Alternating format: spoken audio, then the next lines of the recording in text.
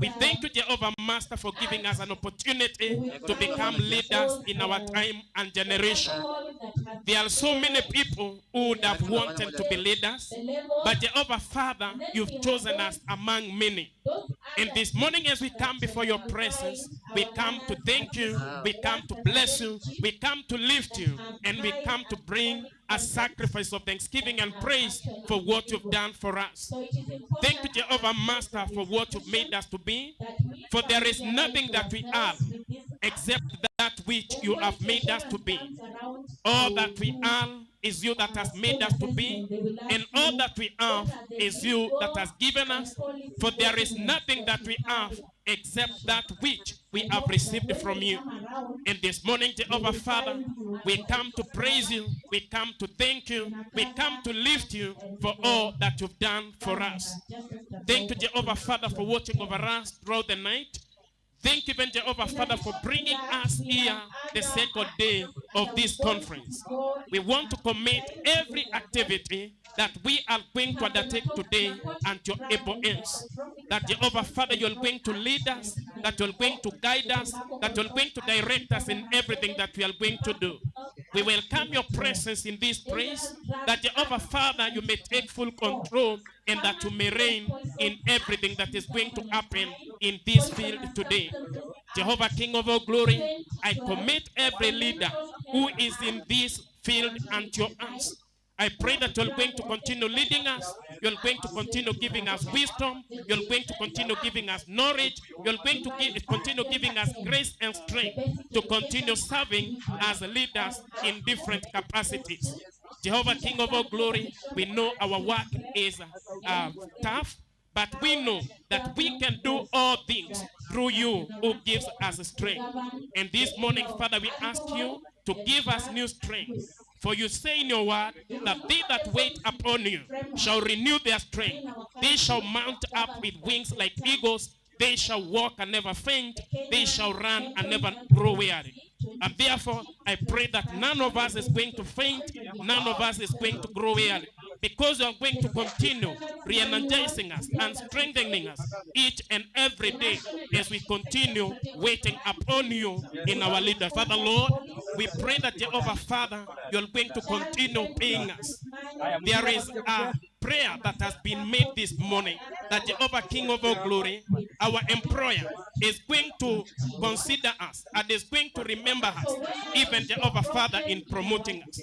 And as I stand on this podium this morning, God Almighty, you who that is able to do exceedingly abundantly above what we ask or live and think, I pray to you this morning that Jehovah Father, you're going to touch our employer, that Jehovah Father is going to think about us, he is going to consider us, and he is going to remember us. The King of all glory, he is going to promote us even 2 cranes ahead of where we are today. As many, Jehovah, King of all glory, are serving in this capacity, we commit ourselves to you. May you, King of all glory, remember the good things that we have done and pay us in your power and in your ability. We give you glory, we give you honor, we give you praise, for there is nothing that is too difficult for you. Your God who is able to do all things. Father, we know our prayer is not to you, is not difficult to you. Remember us, O glory, and we shall remember to praise and to exalt your holy name. We praise you and we adore you, for there is none other like you. And it is in Jesus' mighty name we pray and we believe. Amen.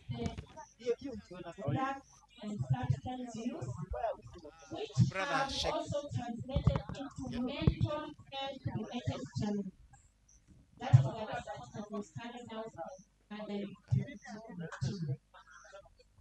Now, why are we talking about drug and substance use?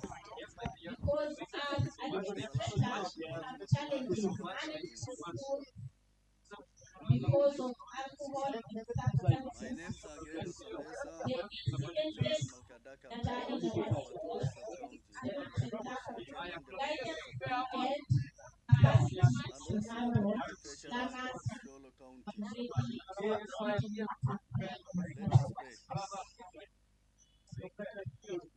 So tell your neighbor who is saying that Goja track consumption because it's very important for you what to eat as a factor of nutrition when our children substance use. And not just as a manager, you are also a parent, and you will bear me witness that it is a very sensitive topic. Even when you call the parents to school and you tell them that the children are drugs, the first thing they will tell you is, who gave us "Nadanganyia mtoto wako, my child after are you not made me." us to So die there's last always night. the issue of denial. And to you is the resurrection. So what do Oh we Allah, do the Lord of as mankind, institution we seek heads refuge in so you, that we can the sovereign of mankind, mitigate the God of mankind, against the from the harmful evil of the effects of retreating drugs whisperer and who whispers substances evils among our learners? into the breast of One, mankind, we have to look from for among the age jinn appropriate and the evil content eyes and actions and of mankind. intervention.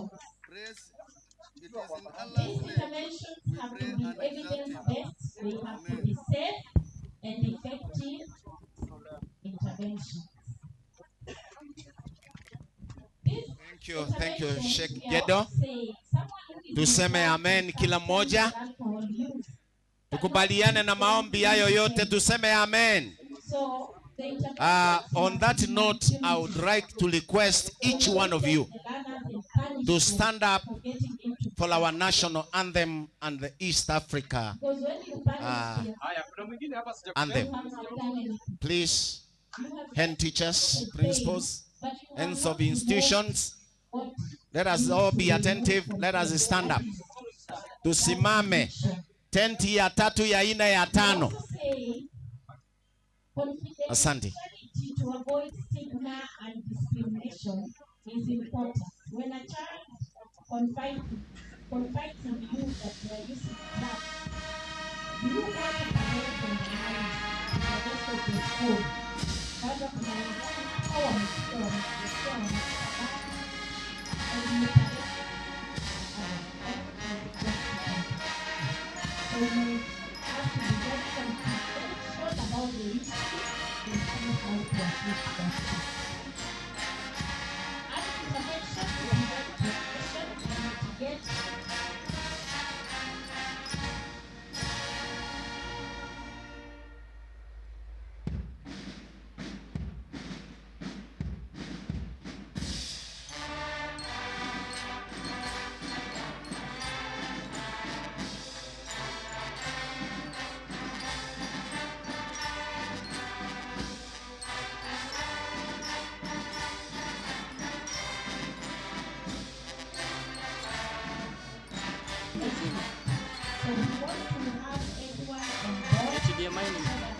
HDMI nimetoa.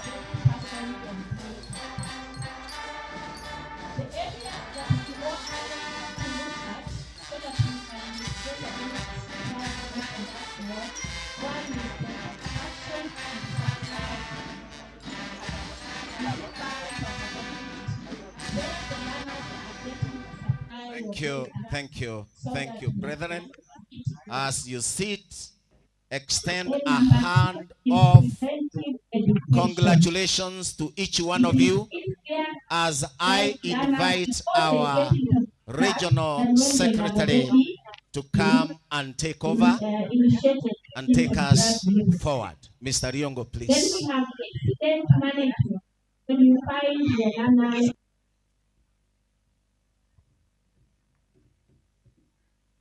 Thank you, our MC, who is also our secretary, organizing secretary in the region, chair, Eastern Region, the governing council. So as we go back to Bishop, ladies and gentlemen, I will wish following and boards of management. As I said yesterday, I'm David Yongo, Secretary Eastern Region, and a member of the National Governing Council. Today I'm happy that we are starting a second day. What are they coming? What is their intention? Do you get a database for all the visitors who come to school, whether it's day or day? Then we also expect that the school board of management shall provide implementation of the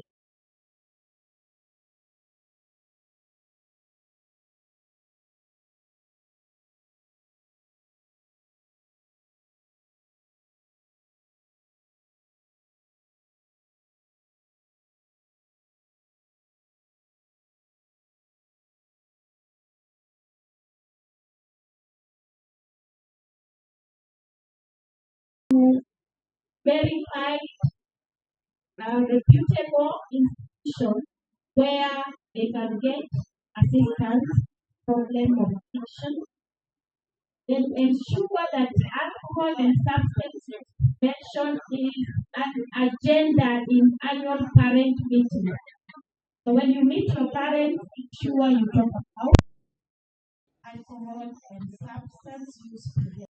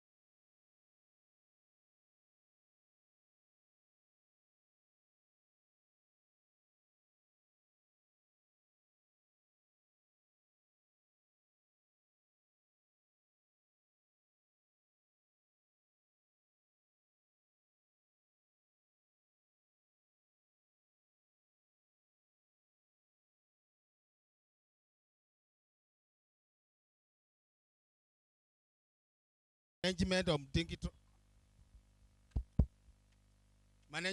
digital eng in schools.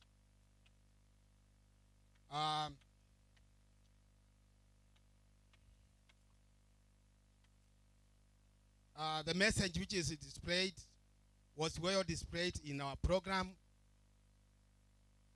Then after that, we had Kewota, Kenya Women Teachers Association, who talks about uplifting women in teacher economic standard, and Karatas were absent. We had a distinction talked about offering supplementary materials for CBC, such as in level learners. Our is getting us. And as we start, I want to take to request each one of you, if you have a seat and your neighbor doesn't have anywhere to sit, make sure that your bags are not on the seats, so that each one of us can be comfortably listening to the speeches and the proceedings of this good day. Again, I would like to say that today we have a bright day. I know people are buying. As we continue with our programs, we have the afternoon where we shall be able to do our shopping and buying. For now, let us all be attentive and listen to our speakers who will be speaking to us. And as we continue, I would like now to invite my deputy secretary to come and give yesterday's recap. Karibu, Bwana Sianda Modoka.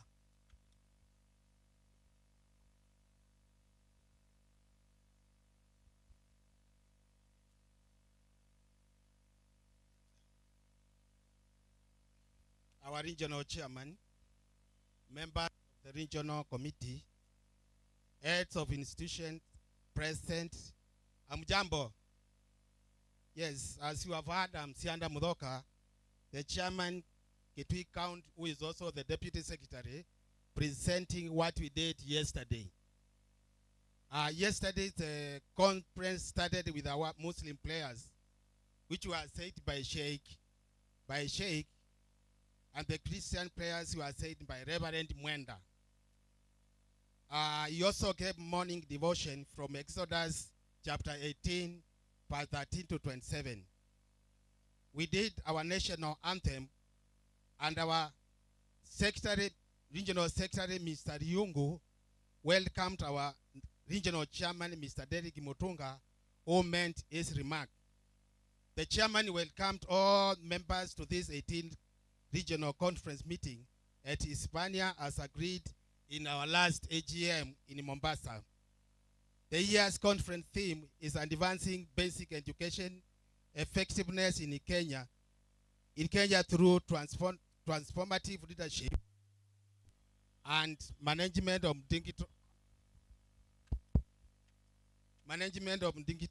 age in schools.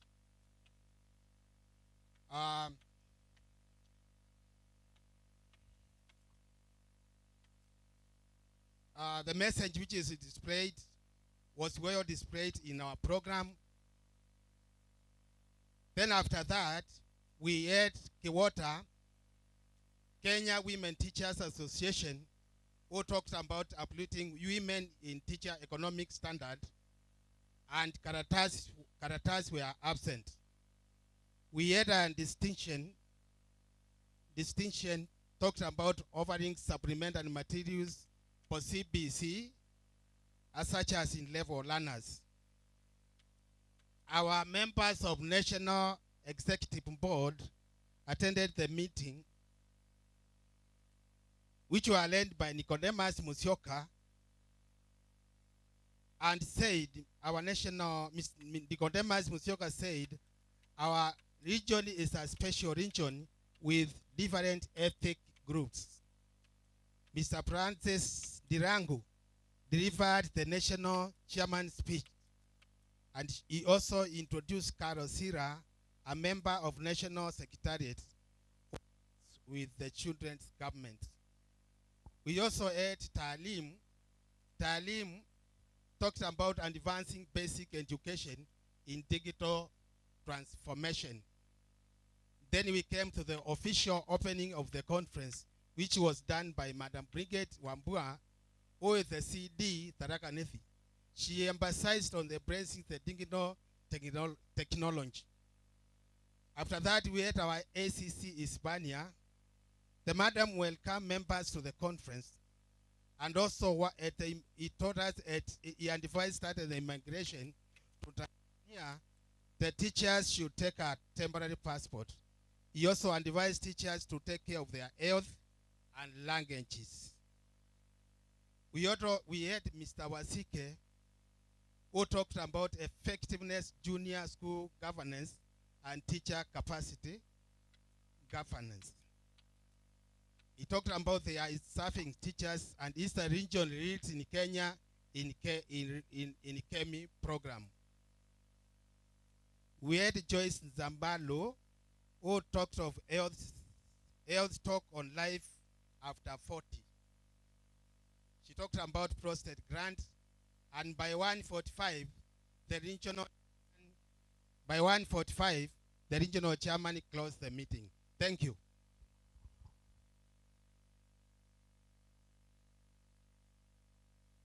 Thank you so much, our regional vice secretary, Mpatia Moja.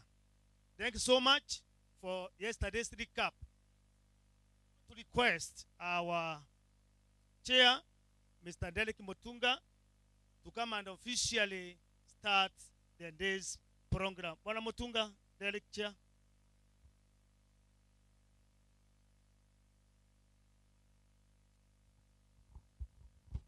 Thank you, my brother, our regional secretary. To our chief guest in absentia, my regional governing council members, other officials from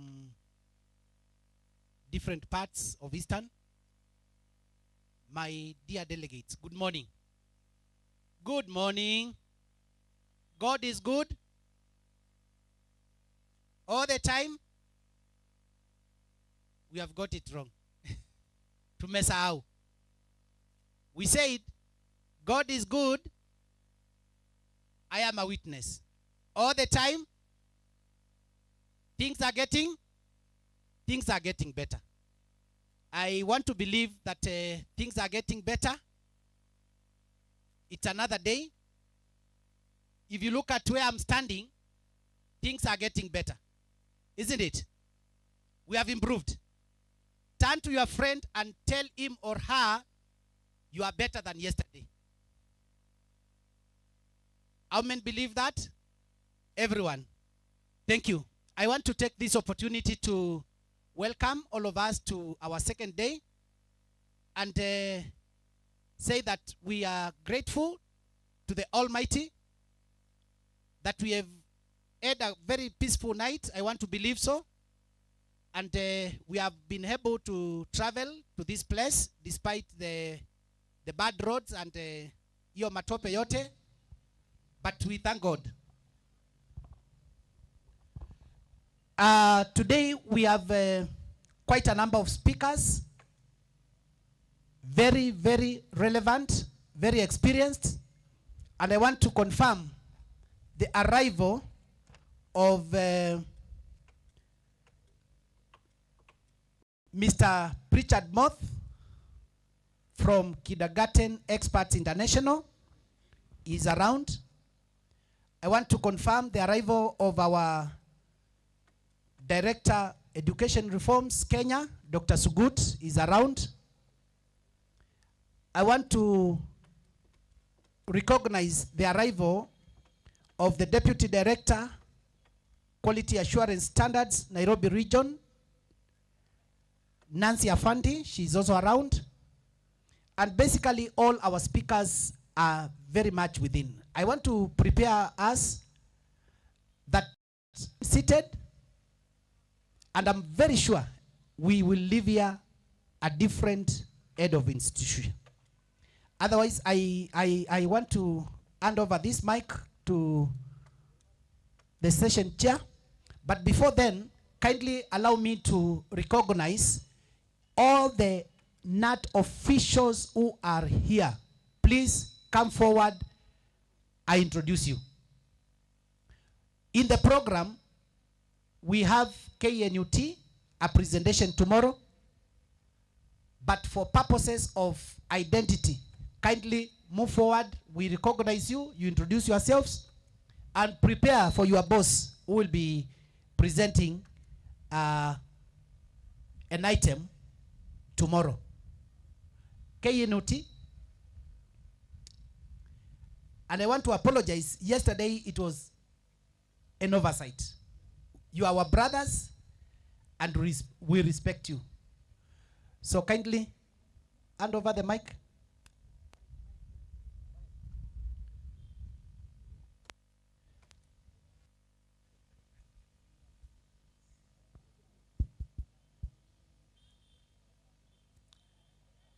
I know we are used to the green uniform, and I'm very sure tomorrow it will be green all over.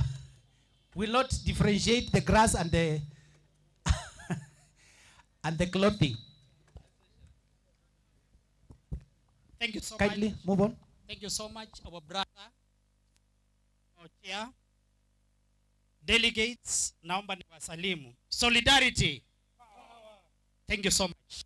We will not waste a lot of time. As our brother said, our brothers are on the way with enough package for us as administrators. To introduce ourselves, naanza na mimi, Honest Ainga, Chairman Zaue, Chairman Makueni County. Thank you so much. Mambo David Mogao, Treasurer na Dharaka. Abeleko Ivulu, Branch Treasurer Bone, Makueni County Treasurer Sant. I'm Patrick Muthui, Assistant Executive Secretary, Chuso Branch. Samuel Mutula, Assistant Executive Secretary, Zawe Branch. So Benjamin, Chairman, Chuso NUT Branch. Samuel Mundwa, Chairman, Makwe Nat Branch. Jelo Musa, Treasurer, South Branch.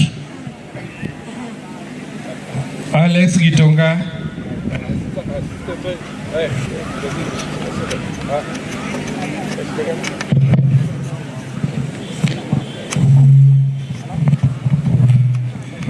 Alex Gitonga, Assistant Treasurer, Meru South Branch. Christopher Kitua, Elias Kifaru, Chairman Kibwezi Branch, Vice Chairman Makueni County. Abel Mutwiwa, Assistant Treasurer, Kibwezi Branch. Joseph Ngali, Nat Boni Branch. Habanas Mulwa, Assistant Secretary, Kangudo Nat Branch. Erasmus Modenya, Chairman, Nebu Branch, Assistant Regional Secretary. Nicholas Mulwa, Vice Chair, Kitwin Branch. Mudi Mudengi, Vice Treasurer, Kitui Branch. Katambo Jacob, Nat Branch, Kibwezi. Jenny Meeni, Tharaka Branch, Woman Representative. Thank you, our brothers from KNUT. Feel appreciated, we love you, and we are enjoying well as we sit and listen to today's presentations. Thank you.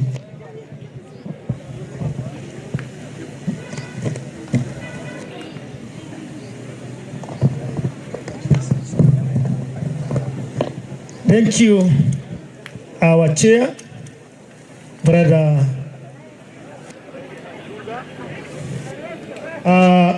Ladies and gentlemen, once more, I'm happy that our brothers in KNUT are in solidarity with Kepsha. It's our day, and all of us then because we are doing the same. By inviting our first speaker, who is Dennis Onywela. Dennis Onywela, karibu.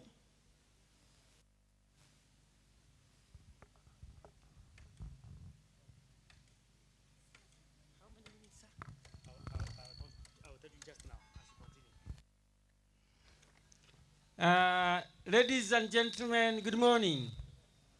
Good morning. I'm Dennis Onywela. I think the first time we met was in Kisumu City.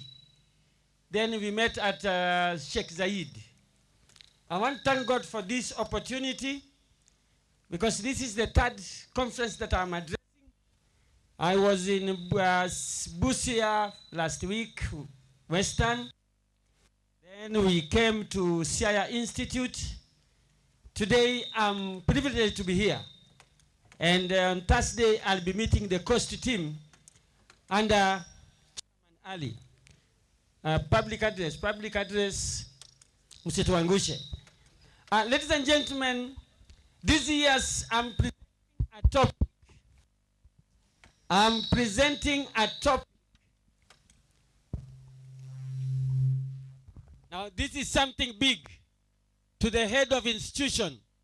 A topic has been slotted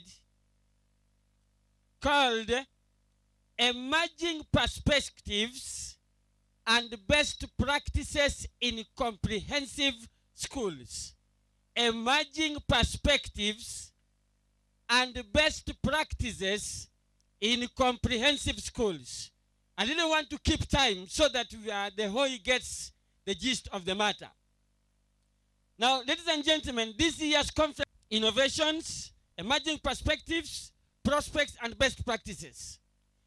Emerging perspectives are like new trends or fashions that sprout out within a system. The best practices refer to all the good practices that can be implemented at the school level to ensure quality teaching, learning, assessment, and feedback. What are some of the emerging perspectives and best practices in our schools? 1. Mentorship programs to the JS teachers. Ladies and gentlemen, there is that need for serious mentorship and counseling to the JS teachers because most of them are ignorant about CBC. They have come from the 844 setup. That's why Brother Sike said, the head of institution handwork them. There is also an emerging perspective on rationalization of learning areas. At times you may find someone teaching, there's a learning area called agriculture and nutrition. Somebody may say, let me take the agriculture part, then Teacher Jane takes the nutrition part. But the curriculum design says that these foods now to be prepared have to be produced from the farm. Then the person taking the part of nutrition should take the learners through maybe some elements of cooking. If there are two different people, someone may start cooking before this particular product has been brought on board. So let the teacher understand that it is one package. There are also changes in the subject allocation. The departure time, lesson should end at 2:35.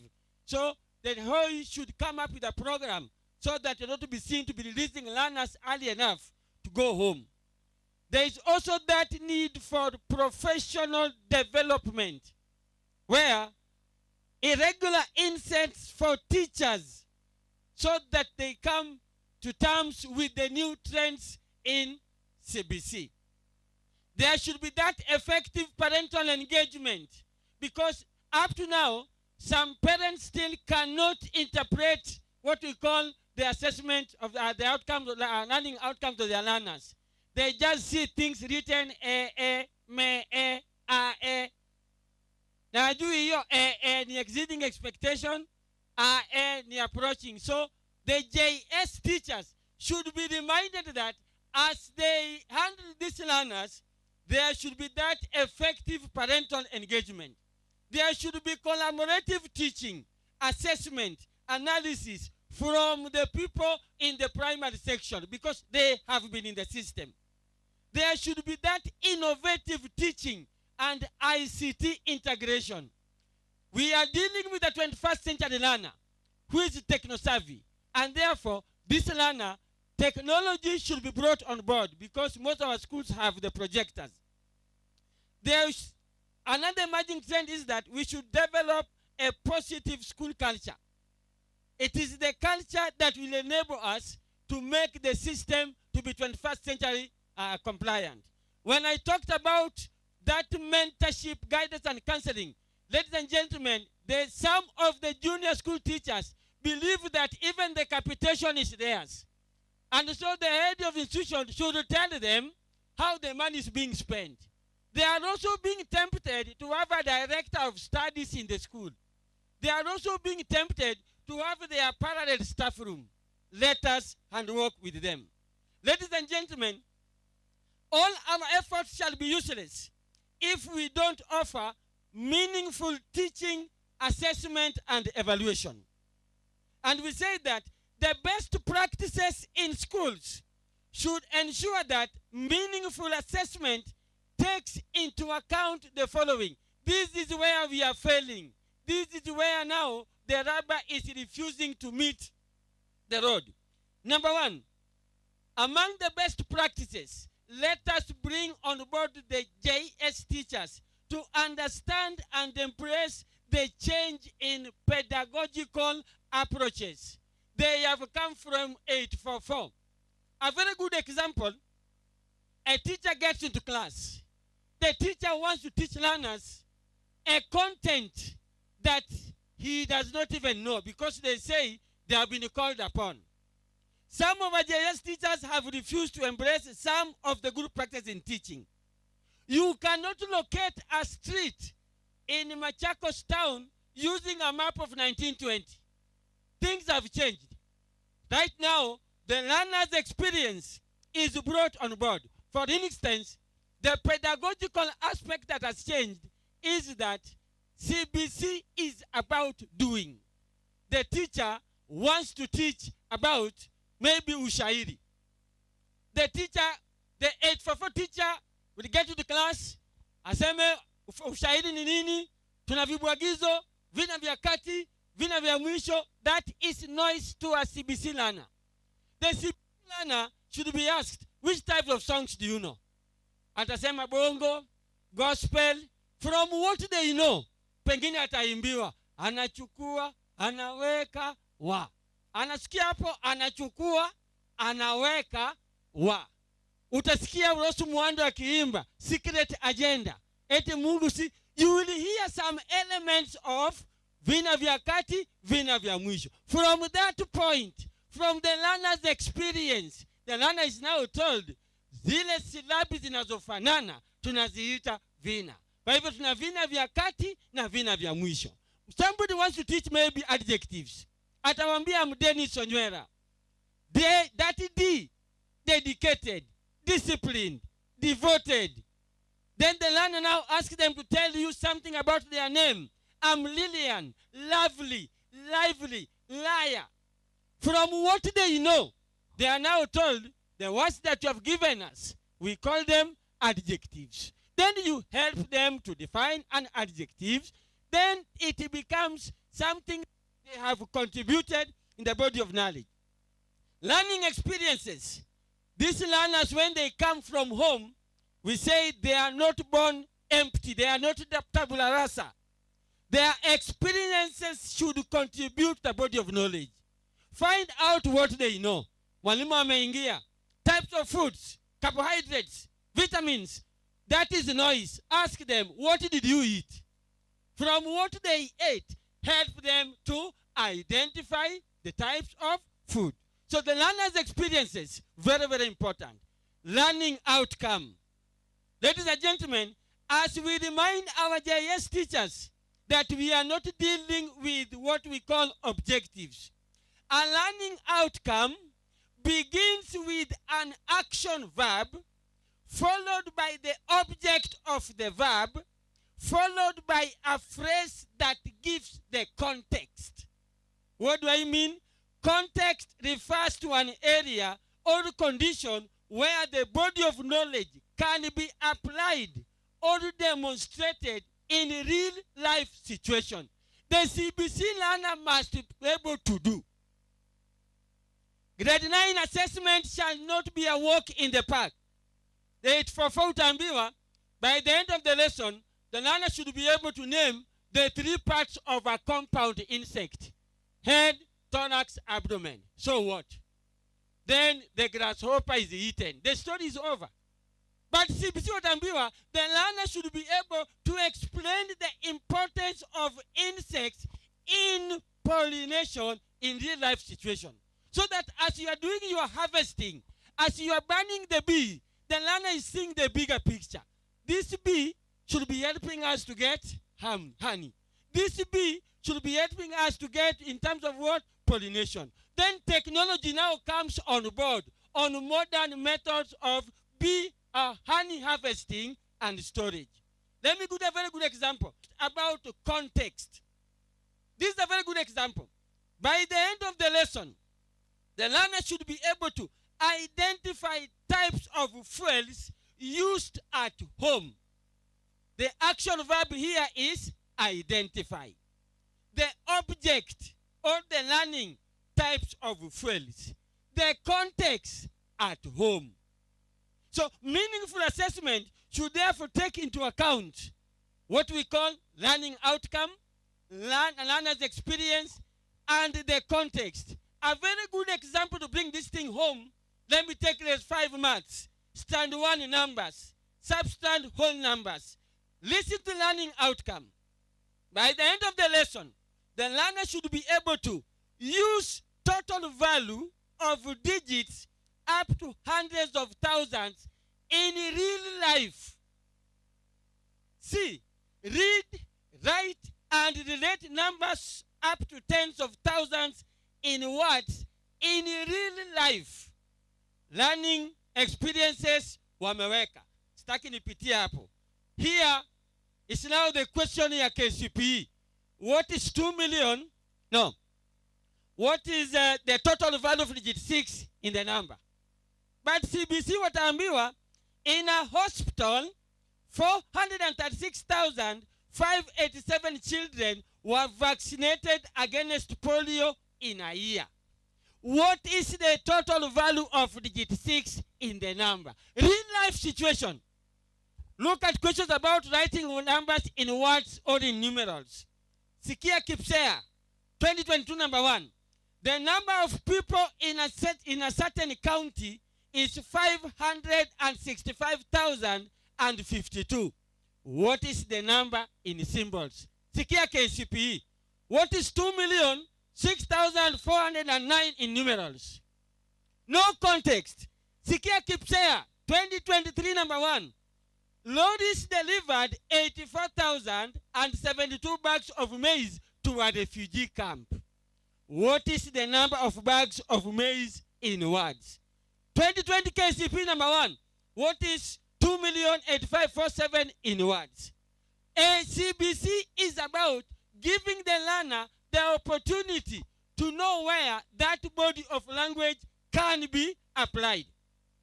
CBC is like a tree that grows in 2 different directions at the same time.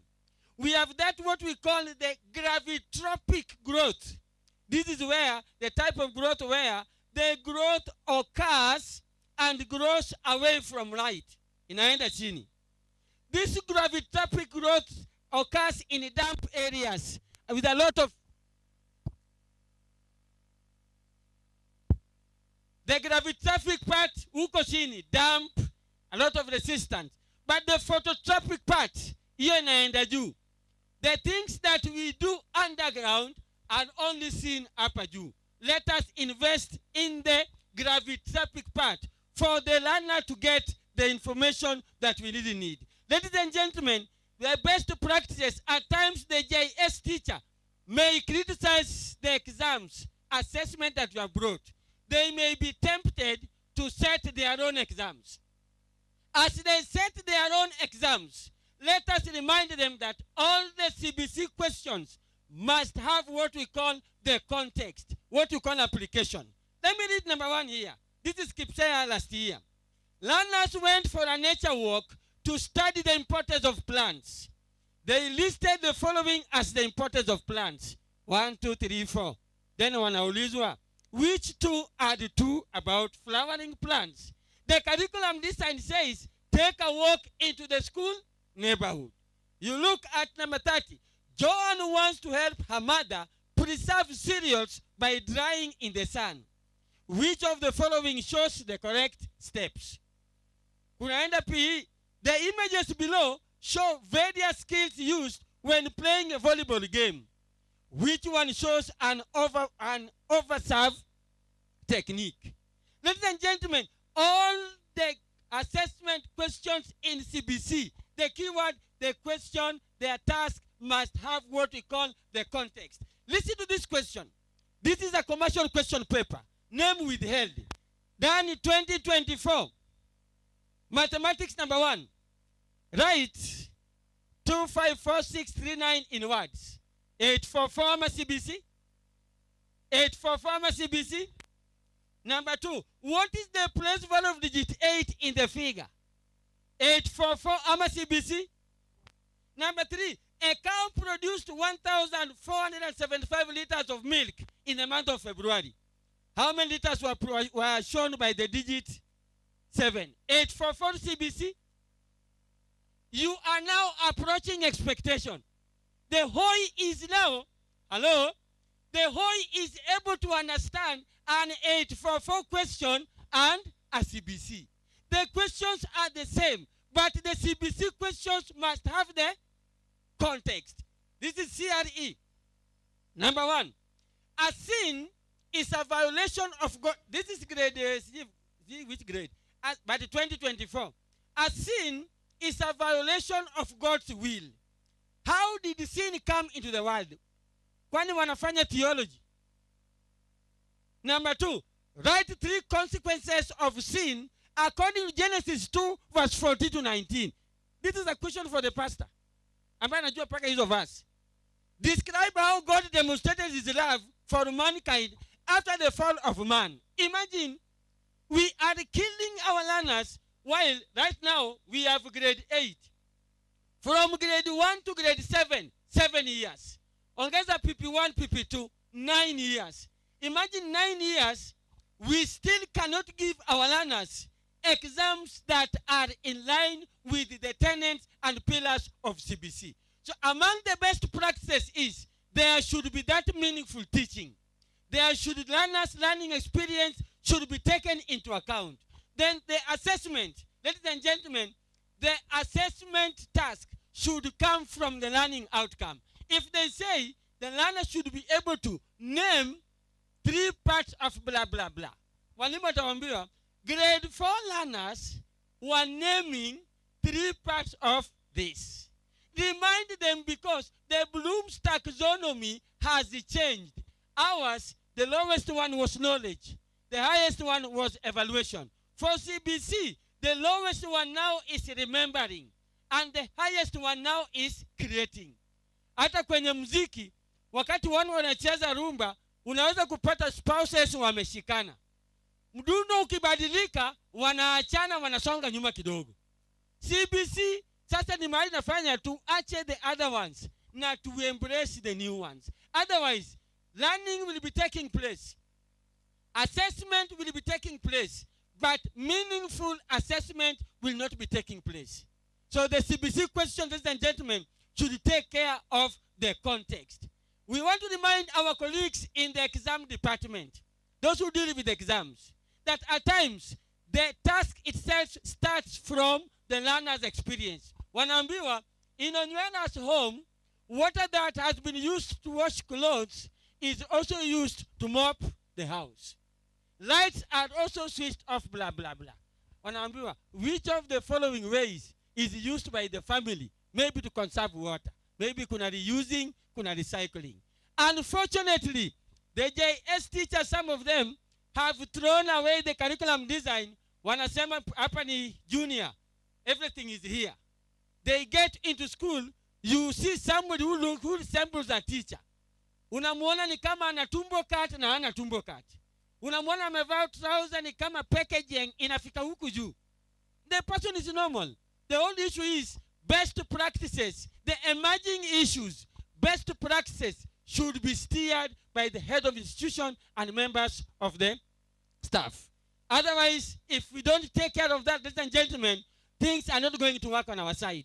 This is something that we have to embrace. Pedagogy, learner's experience, learning outcome, assessment that has context in place. I want to wish you well as you enjoy your stay in County 44. For any other thing, I'm around the Moran Publishers. I'm also the author of Grade 4, Science and Technology in your schools, where one of your hoys represents the team. And you'll be able to get the speech from the chairman.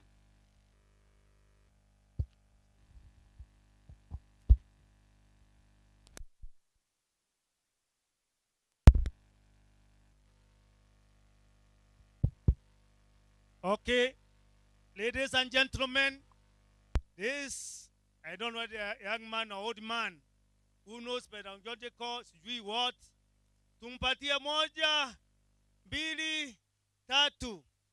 That is of Mr. Onywela.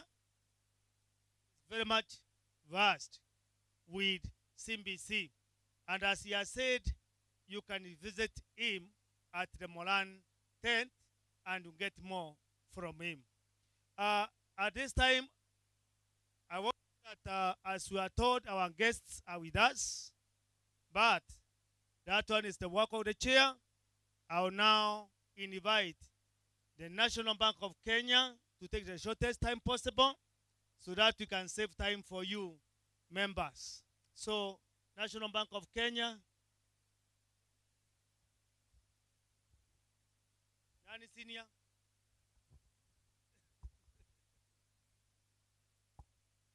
Thank you, sir. Good morning, all.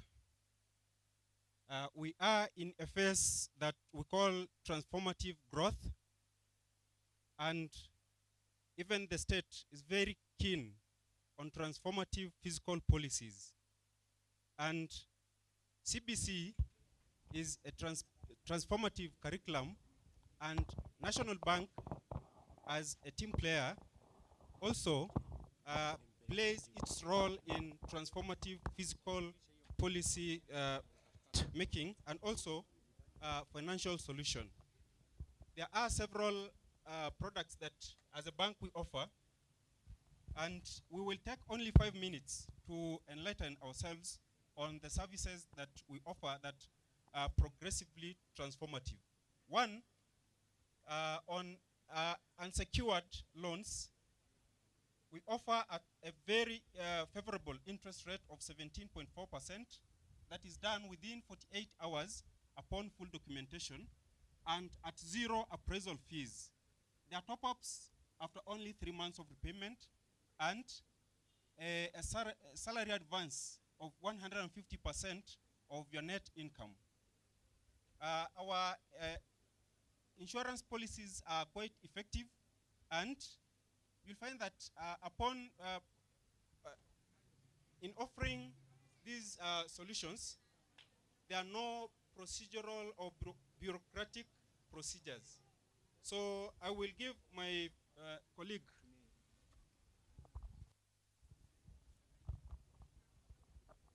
I will now hand over to my colleague to take us through the other solutions that we offer. Hello, into the account. And then benefits on death, benefits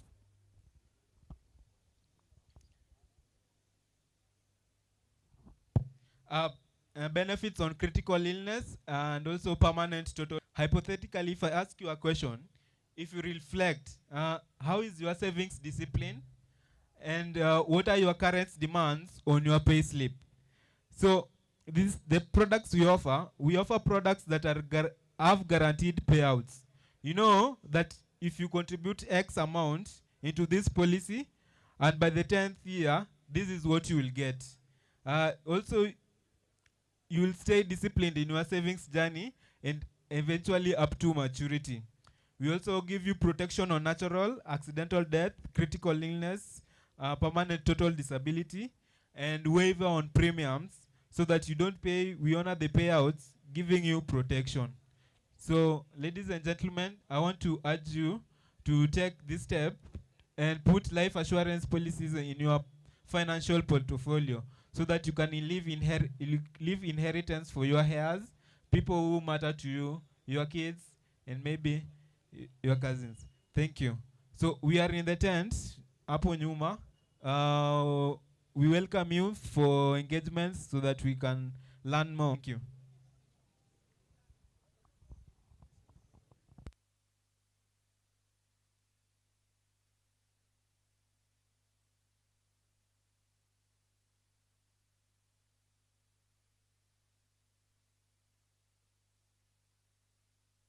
Thank you so much. If you want money, you can see those gentlemen from the National Bank of Kenya and somebody from Makueni, Florence, anatakikana kwa gate. Florence.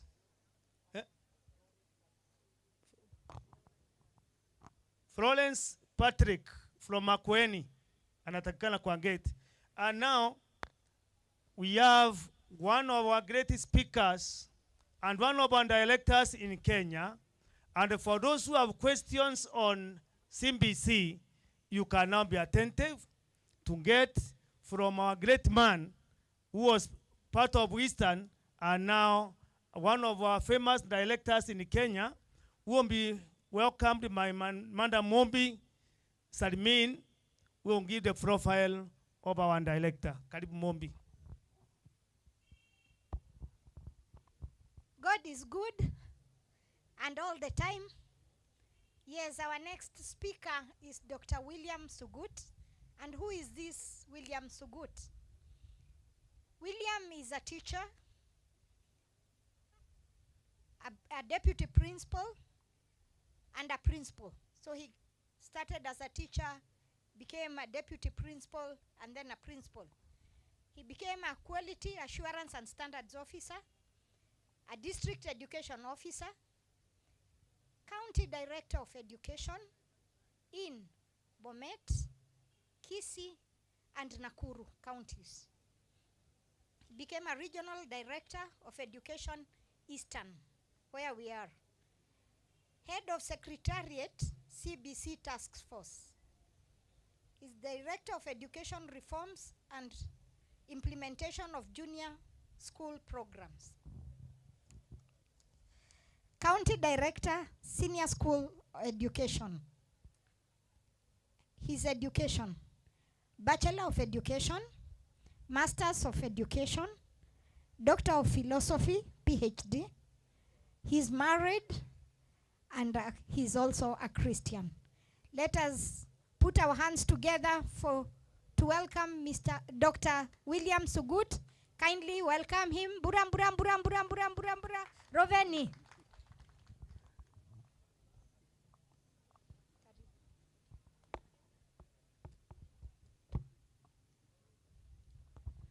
Thank you so much, Chair of the session, the leadership of Eastern Region, led by Kepsha and the Chair who is here, the entire leadership, the Ministry of Education and Teachers Service Commission who are here, the delegates who are in this conference, ladies and gentlemen, good morning. Good morning. Hamjambo. Mnaendeleaje? Je, mko? I want to first and foremost invite you to this presentation, and I'm happy that you are here, and that being here is not only a change of environment for you, but it's also an opportunity to interact with colleagues and possibly caucus on issues that will help you with regard to implementation of the reforms and the new curriculum. I was asked to speak about the question of the current reforms in education and the management of junior school education. And I want first and foremost to thank you most sincerely because of the support that you gave me while I was in Eastern. And it is most likely that it's your blessings and prayers that possibly maybe allowed me to leave Eastern for the headquarters. And therefore, your continued support is very critical. Now, when we talk about these reforms, ladies and gentlemen, we are aware that now you are running institutions that completely CBC compliant, where we are talking about issues of curriculum in terms of what it is and what is happening. And therefore, it is not new to you. We are happy that now in your level, you are no longer talking about 844. So issues to do with curriculum designs, learning areas, the strands and substrands, the pathways and tracks is something that is not alien to you. It is therefore important that we continue to be able to champion that and understand it critically. The reason why we are talking about these changes, ladies and gentlemen, is the fact that as a country, we subscribe to the group of nations, and we are saying it is important for us as a country to offer education that will be relevant to our children and citizens for purposes of ensuring that we keep to the standards. You are aware that our goals of education are 8 of them, and they run from fostering nationalism, promoting social and economic development, and even individual development and self-fulfillment. The question that I want to ask you today at Isebania is, have you attained personal self-fulfillment because of the education that you have had and what it is that you are doing? That is food for thought. It is also meant for moral and religious values. It's meant to promote social equality and responsibility. And it's also for respect for and development of rich varied cultures, and promote international consciousness, develop positive attitudes towards good health and environmental protection. The assignment that you should leave with from this place is at least to know the minimum greeting. How do people greet here? Chairman? Mbuya. And then how do you respond? Mbuya muno. Huh? That is close to Kisii. Okay. So that is the basics in terms of the basic cultures that you are going through. I also do not want to take you through an academic presentation because you are aware of the journey we have traveled as a country with regard to what happened in 1964 from the Ominde Commission up to the issue of Kachati report in 1976. And then we went to 1981 with the Mackay report. You are aware of the Kamunge report of 1988. And you also are aware of the Koech report of 1999, or Thiambo report of 2012, and lately Professor Fatuma Chega report of 2020, and the latest is the Presidential Working Party on Education chaired by Professor Rafael Munavu. This is meant, one, to keep the standards of education in the country and to ensure that we stay above with regard to the UN standards. And it's also meant to help us have children who can be able to be useful in society. All of you will agree with me that if you have children and you have been blessed with children both in 844 and CBC, there is a distinct difference in terms of what is happening today. That the 844 graduates, and we have seen this, that they are able to get even a first class in the university, but at the same time, the same child will go to the street and even carry placards and ask people to employ them. That means there is something that we need to look at critically. Because how come this child scores a first class and the same university that produced this child is not able to address that? How come that the education that this child gets is not able to allow them to do something for themselves in life? And it is therefore important for us to understand that when you have taken a child to school, that education should be able to help that child fit in society. That is the reasoning behind the question of competencies that are being addressed in CBC. The issues of communication and collaboration, issues to do with self-efficacy, issues to do with citizenship, issues to do with learning to learn, and all that. Creativity and imagination, not to forget critical thinking and problem solving. It is therefore important for us to understand that whatever it is that the children pursue, they must be able to develop those competencies. Now, with regard to reforms, ladies and gentlemen, you are aware that after the report of the Presidential Working Party was launched on the 1st of August 2023, what normally happens is we are supposed to put together the recommendations of the Working Party and give policy direction. This is done in a sessional paper. And therefore, the ministry has already worked on a sessional paper, which we are calling sessional paper number X of 2024, because it is yet to undergo the relevant stages. It is now on transit to cabinet, and after that it will go to parliament, where you will also be asked to give an input, because this is the paper that will give the policy direction with regard to education in the country. Then we are also reviewing the legal instruments to enable us to be able to implement the recommendations of the Working Party, and JKF has been doing a bit of that. And now we are putting together issues of bursaries in basic education. And for your information, basic education runs from PP1 up to grade 12. And we want to convert JKF into a basic education and scholarships institution to be able to address that. The KICD Act, NECT Act, KLB, TSC Amendment Bill are also bills that are being amended for purposes of ensuring that the recommendations are anchored in law. And the Education Appeals Tribunal is also very critical for all of us, that in the entire sector, we need to have a team that will be able to address issues that are not addressed in those specific departments or sectors. And that's why we are proposing to have an Education Appeals Tribunal to be able to address that. I am aware that you are already aware that the vision of CBC is to have an engaged, empowered, and ethical citizens. And we are expected to nurture every learner's potential, and the role of teachers is very critical, just like that of parents. The big question that we are grappling with today, in a class of 40, how many of those learners have you been able to identify their talents? Have you been able to identify their strengths? What are their areas of weakness? Are you able to stand and say, yes, in my class of 40, 30 of them are very good in X, 10 of them are good in A, and the remaining 10 are very good in this area? Because that is the essence of it all.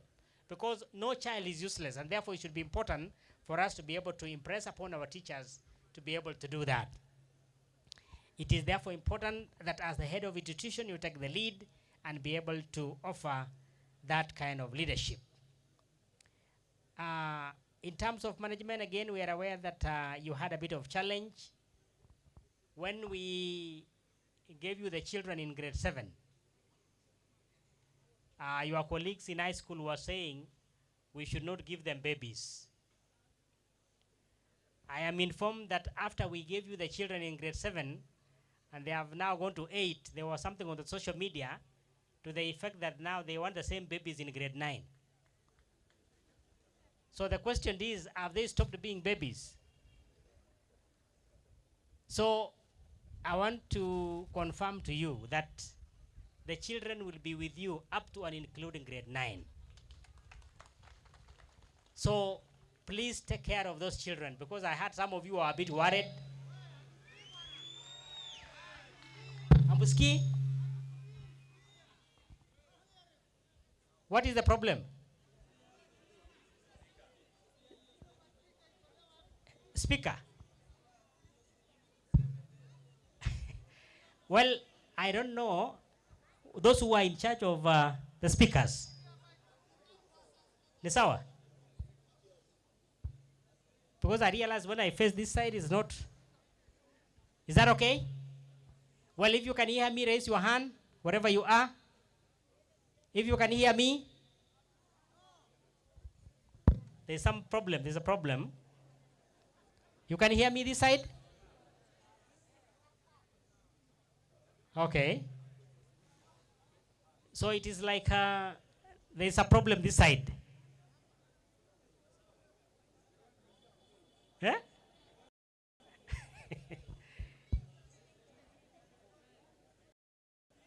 Well, so I think you are also free. Why not for the sun? You can even come closer here so that you can hear. But I want to indicate clearly then that for avoidance of doubt,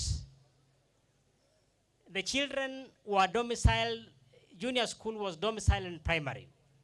And therefore, children in grade 7, 8, and 9 will continue to be at that level.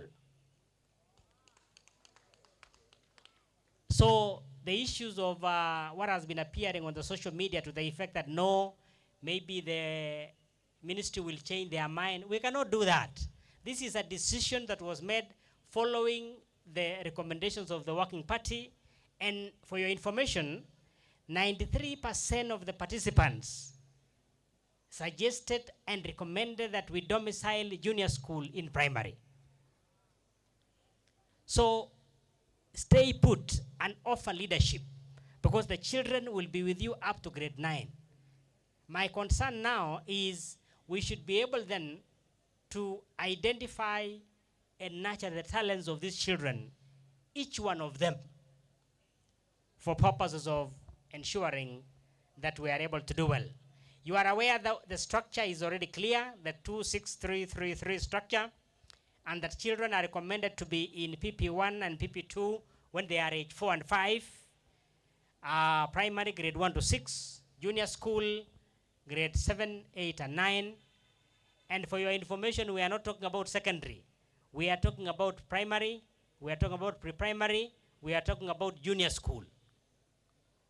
So begin acclimatizing, and then subsequently we'll be talking about senior school. Senior school will be from grade 10, 11, and 12. It is therefore expected that, of course, you know the learning areas, which are very clear to you, right from pre-primary, the lower primary, upper primary, and in junior school, you are aware that the learning areas have been rationalized to 9 from 14. And the rationalized learning areas should be clear then to all of us. Because English, we are saying, is 5 lessons. Kiswahili is 4. Mathematics 5. Integrated science 5. Pre-technical 4. Social studies 4. Religious education 4. Agriculture and nutrition 4. And creative arts and sports 5. Now, in the supply of textbooks for grade 8, remember we supplied the books before the rationalization had been done. That is why we have given you books in all the learning areas, and therefore you do not find a single textbook that is addressing everything that is in that learning area. For example, agriculture and nutrition. You will not find a book written agriculture and nutrition, but you will get the content in agriculture, you will get the content in home science to be able to do that. What is therefore very important is the curriculum design. And I want to emphasize here that what we teach is not the textbook. What we teach is the content as guided by the curriculum design. And teachers are supposed to prepare before they teach.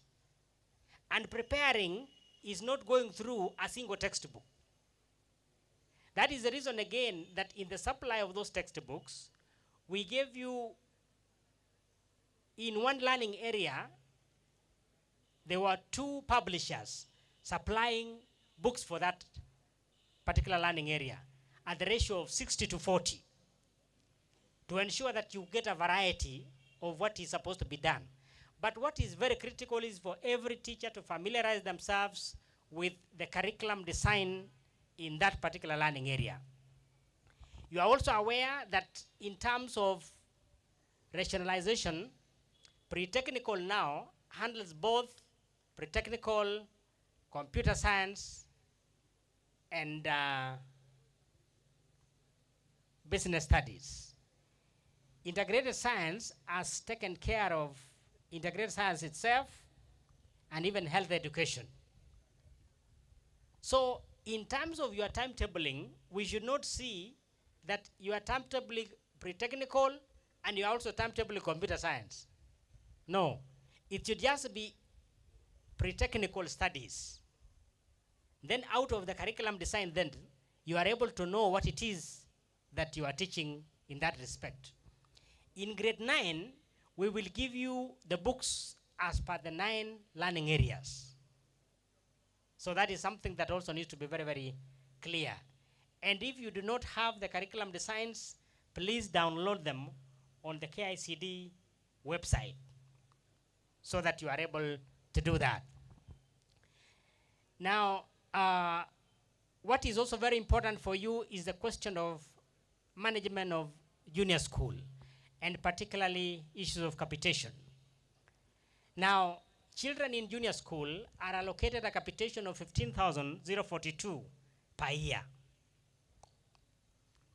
But out of this, we give a minimum essential package per school for fixed costs. The reasoning is this, that a school that has got 1,000 children, just like a school that has 100 children, if they were to have board meetings, they will have the same number of board meetings in a year. And it will cost them the same. If you are paying for a post office box number, a school with 1,500 children and a school with 145 will pay the same. So that is the reasoning behind the minimum essential package. And you realize that what you are given in term 3, because we begin from term 3, it was 14,431. Then we came to term 1, we have given you in the first tranche, that was it 136? Oh no, 68. 68, and then you've got another 68, 69 for second tranche. In term 2 again, there will be that figure. So that overall, you will have something close to 262,000 as a minimum essential package. Then you will have money for operation, money for tuition. Now, there is a confusion that we have seen that when teachers of junior school are raising issues with capitation, some of them still talk about Simba and general purpose. Please graduate. Now, when we talk about junior school capitation, please confine yourself to tuition account and operations account. And of course, the third one will be infrastructure account. So it's important for you to familiarize yourself with that, because at times you confuse us so much. You are asking us about a Simba account, yet we are not handling Simba account, but we understand anyway, and we have been at your service in terms of that. Now, the data that is used to generate capitation is from KEMIS. NEMIS, which is now changing to KEMIS. And normally, for you to be on the safe side, for the new year, we do it in November for January, we do it in February for second term, and we do it in July for term 3. So what it therefore means that is you must have your learners on NEMIS. And it is not about saying, I did it and I don't know what happened. Please be able to check on it. And that is why the circulars you receive have time. We will tell you this data was generated on Monday, this date, at 2:38 p.m. We are not putting there the number or the time for the sake of it. It is because we are also being audited. So that when our auditors come, they go to the system and say, yes, you told us you gave money to Mabera Junior School. Were they on the list on the 20th of December at 2:38 p.m.? They go there and check. So please be able to do that so that you are able to do well. We also support through capitation KICD for books, Semester for training, and Directorate of Field Coordination for co-curricular activities. I am aware in tranche 1 you received, you are complaining about the 10 shillings. But in tranche 2 you've seen how it is. Or you have not seen that? Okay, it was improved. So the most important thing then is to be able to utilize that capitation very well. And what is important again is for basics, please have a separate cash book for every account. Even if you forget everything that you have listened to in this conference, remember that you must have a cash book for every account. A cash book for tuition, a cash book for operation, a cash book for infrastructure. Now that it is clear that grade 9 are going to be in those junior schools, the Ministry of Education is putting up 16,000 classrooms for junior school. And the ministry is doing this in liaison with the national government, CDF, the Ministry of Education itself, and World Bank. And possibly that's why we did ask for a lot of data from you. And the process is starting soon. I know you'll be pushed to that, so that when you are allowed to do that, my appeal to you today is please do a good and deliver the classroom. Do not do things that at the end of it all, we require a microscope to see where the classroom is. You know, it's so embarrassing. You are told here there is a classroom, and then when you want to look for it, you don't see it. You ask for a microscope to help you identify it. So it is important that we do that, and for sure, that is the next thing that is very critical. Remember again, in the vote head that is given to you, there is a vote head called RMI, which is repair, maintenance, and improvement. That is very critical for you to put up infrastructure. If you have 1,000 children, for instance, that vote head will roughly give you something close to 4 million. Because it is 4,000 per learner per year. So if you have 4,000, you multiply by the number of children, so that you are able to use that after seeking authority from your sub-county director, your county director of education, and maybe the regional director of education, to put up infrastructure. We also want to see a facelift in your schools. There are schools that have never seen paint since they were constructed. You find a school and the school is crying for paint. That is why when you graduate, you are told you have been given powers to read and do all that appertains to that degree. So please, that is the money that is supposed to be used to improve that institution. And even let us run away now from challenges like what parents were accusing us of, asking for chicken from them. You remember that story? Now, there is a vote head on CBC materials. That is where if you require chicken to use to teach steaming, you can be able to think about that. So it's therefore important for you to be able to do that and do it well. And therefore manage all the resources that you have in terms of physical, the financial, the infrastructure in the school, and the human resource that has been given to you. As you do that, please ensure there is cleanliness in your school. Please make sure your school is clean. Make sure the school is orderly. And you know, you have now been empowered. I think your attending of this conference was not very difficult. Was it difficult? It was so easy. But please be able also to manage that comfortably. Documentation is key.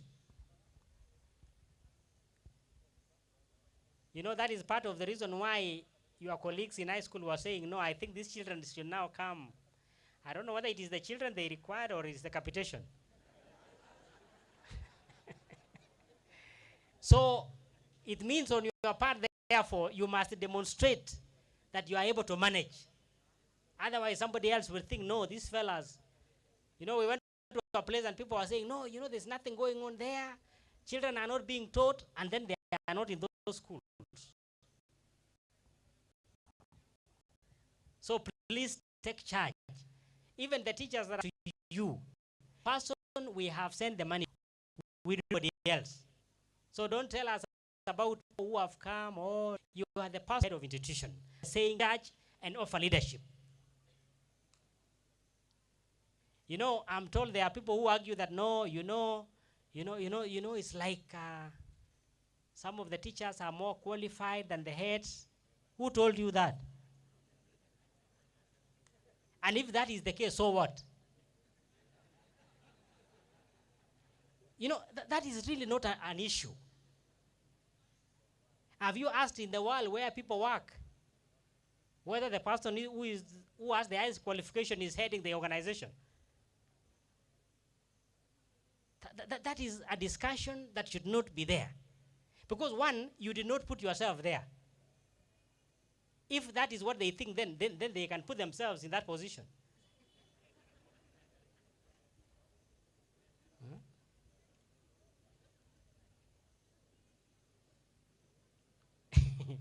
So please, offer leadership and don't be so inadequate. Don't feel like, you know, it doesn't make sense. You know, the more education you get, the more you should even be more relevant and offer solutions in society. You have a PhD, so what? So please let us not go into that and allow that kind of thing to cause a problem. I had an opportunity to go to Brazil, and some of the best teachers who even have doctorate are the ones teaching in early childhood education, because the children require a very good background. When you see somebody who wants to load you with their education, you know, I have done this, you know, I have done this, that person appears so insecure. Don't tell us you are the boss, because we know. Are you reminding us? So it's important that we do that. But more importantly, please let us now be able to tap into the talent and the skills of the children. And as I conclude this, I will be asking one of the heads to explain to us what is happening. Now, from last month, having worked with you in junior school, I don't know, I thought I was now getting comfortable, fixing things, ensuring things are running smoothly, receiving your calls and ensuring that you're comfortable. I was told now it is not enough. It has been decided that you go and wait for your children in grade 10. So I've gone to wait for the children in grade 10. Please bring them. Now, in senior school, the pathways will be 3. And this is important for you so that as you prepare them, you need to know where is this child going to. The first pathway is arts and sports.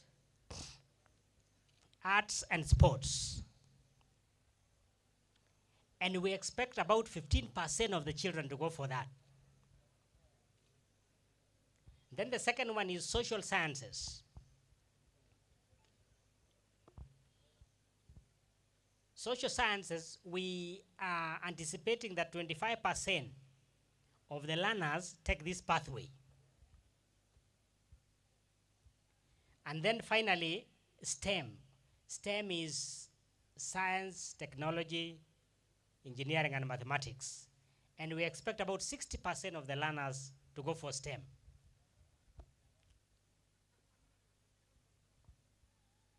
So then, what it means is that in your class of 50, for example, you need to begin thinking about that kind of pathway. So that as you advise the children and agree with the parents and the children, you have that information in mind.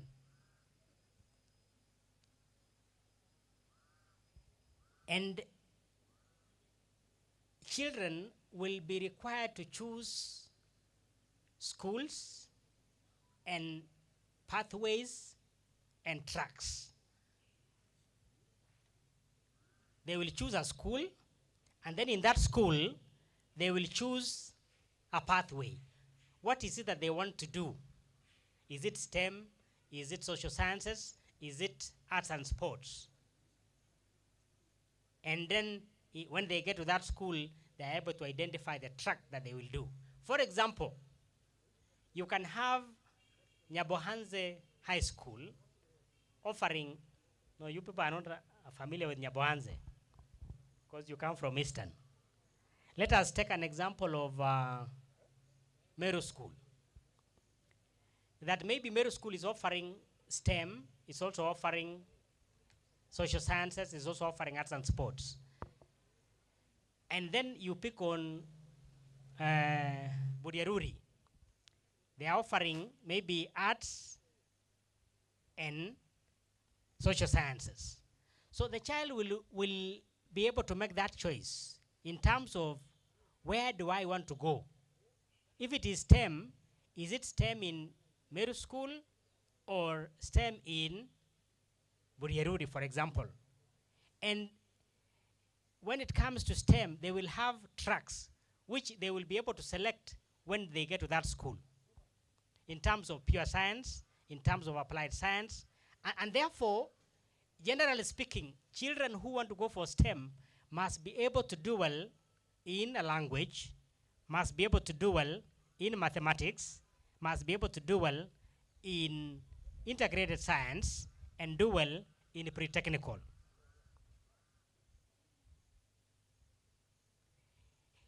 The children who are going for arts and sports, possibly, must be able to exceed expectations in creative arts and sports, or even meet expectations. So as you guide them, it is important for you to have that information because it is important. And you are aware that in terms of assessment, it is both formative and summative.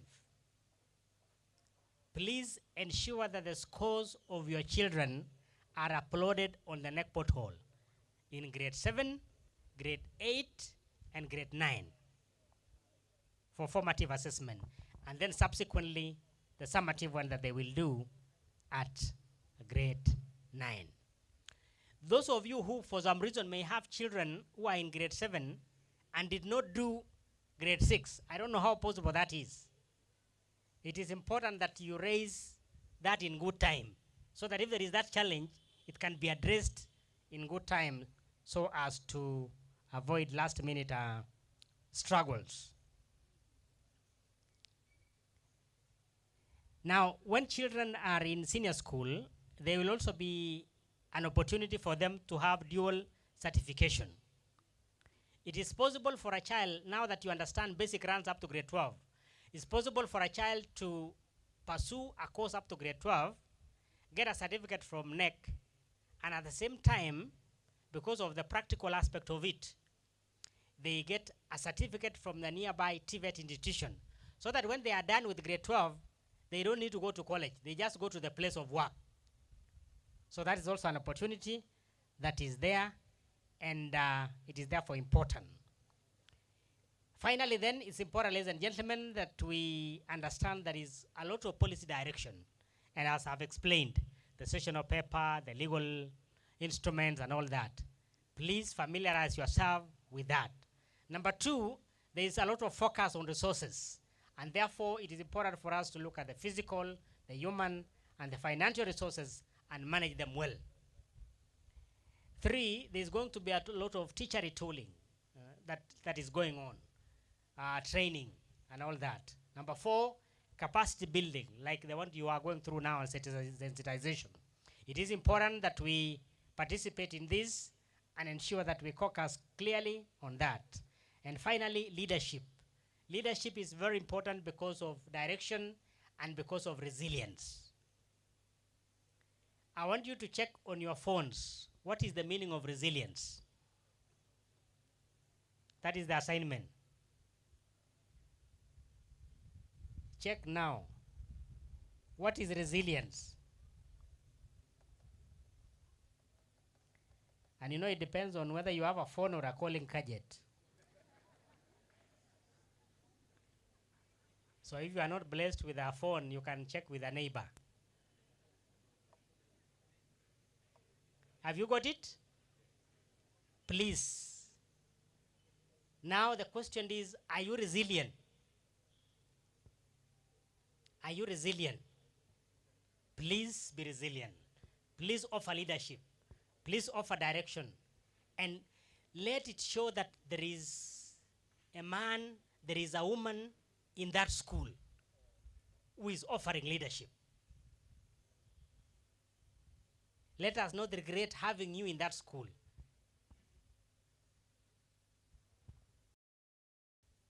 Yes, an opportunity of watching some play in Embu. And surprisingly, schools that have been producing plays, when the teacher is changed, the plays disappear. So they go to the following school. So it is like talent follows, is it the talented? The question that I want to leave with you this particular time, what is your talent as a head of institution? What are you known for? What do people say about you? Please be resilient, offer leadership, and let us know that you are there, and that is the reason why the school is where it is. The school is the head, and the head is the school. Please offer direction.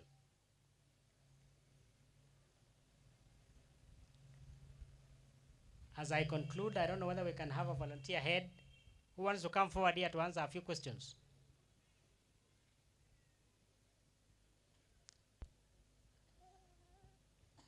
Head, who wants to volunteer?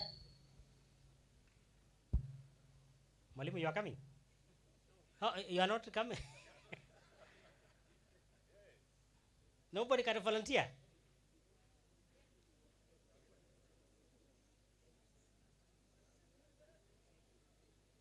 No, you don't? Okay, fine. If you are not willing, now maybe I can ask Now that nobody has volunteered, how many of you teach mathematics? Hands up in grade 7 and 8. Grade 7? Okay. Grade 8? Maths? Yes, kindly come, kindly come. Just stand.